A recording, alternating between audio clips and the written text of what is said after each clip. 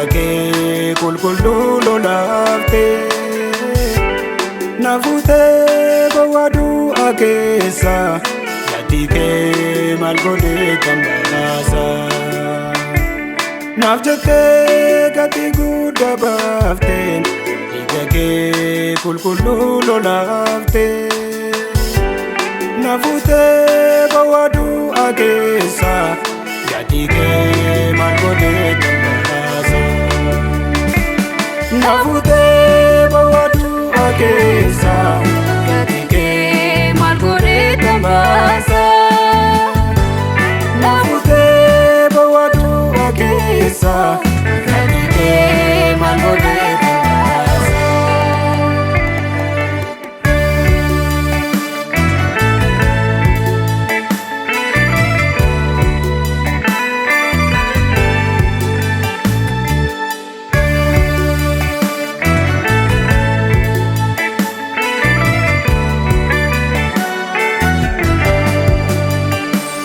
Kulkullu taate osoo jirtu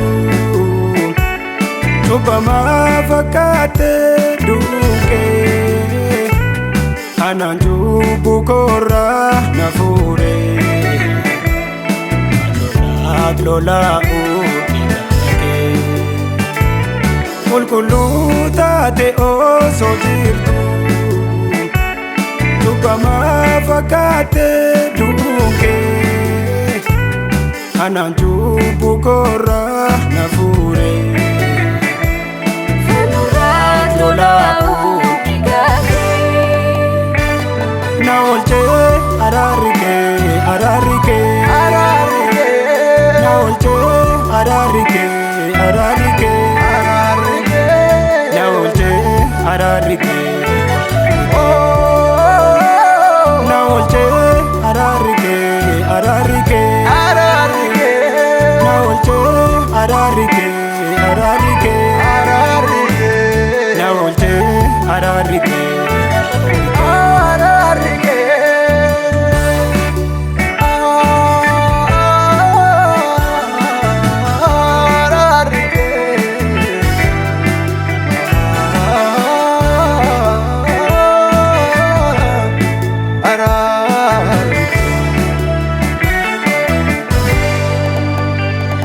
Dhiphinni Golgota innati dhibbate madaa'uun irraa kee innati reebamte na fayyise madaa'uun kee na fayyise na hambise du'arraa na deebise na jiraachise na fayyise madaa'uun kee na fayyise na hambise du'arraa na deebise na jiraachise. Naaf jettee gati guddaa baafte dhiiga kee qulqulluu lolaafte na fuutee bawwaaduu akeessa gati kee maal godhee kan baasa.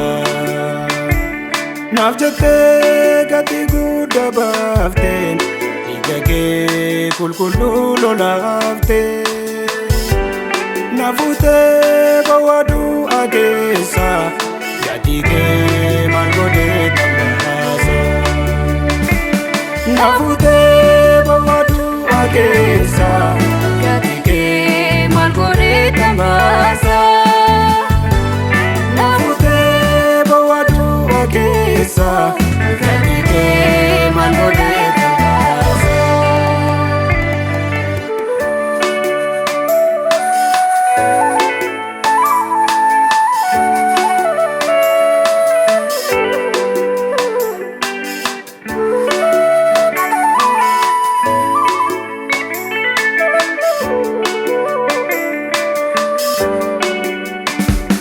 Ulfina kee dhiiftee samiirraa gabuutee na oolchuudhaaf jettee qooda koo naaf duutee abaarsa koo baattee naaf jettee dhibbattee yoo dhimee siin fiitu naaf goote. Jaalalli fannoorraa, jaalalli fannoorraa, yaadannoo keessa kooti dandeedha. Jaalalli fannoorraa, jaalalli fannoorraa, yaadannoo keessa kooti dandeedha. Yaadannoo keessa kooti dandeedha. Yaadannoo keessa kooti dandeedha. Yaadannoo keessa kooti dandeedha. Yaadannoo keessa kooti dandeedha.